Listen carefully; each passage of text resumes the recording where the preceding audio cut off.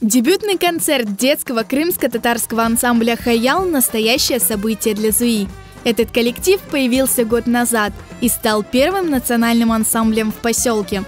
Искусству крымско-татарского танца детей обучает молодой, но талантливый хореограф Надир Мустафаев. Привить детям и, наверное, зрителю понимание того, что единство народа начинается с культуры и понимания, знания культуры. Хочу поблагодарить родителей за то, что они дают детям возможность изучения крымско-татарской культуры.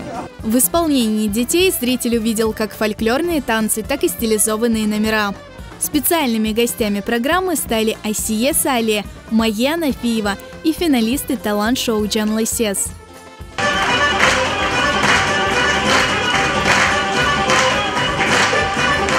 В коллективе занимаются 30 детей, возраст юных артистов от 4 до 14 лет. Дети признаются, они усердно готовились к своему первому концерту.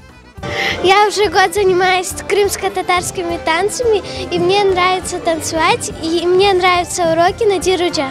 Я люблю нашего преподавателя, он для нас пример, я хочу в будущем стать танцовщицей.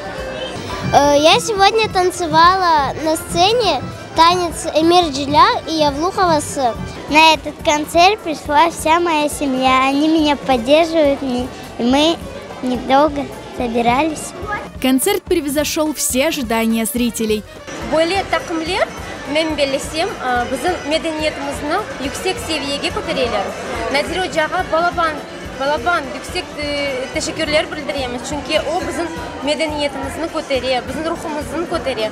Böyle dülber güzel konsertler bizge peyda ettiler. Отырған yerімізде отыра алмадық, ойнамас дедік, ерлемас дедік.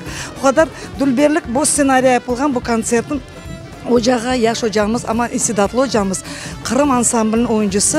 Bugün böyle yaş olup bu kadar balacıklarını öğretken için, evet, kendi ana babalar adından, bütün milletimizin adından büyükten büyük teşekkürler bildiriyoruz. По его окончанию артистам аплодировали стоя.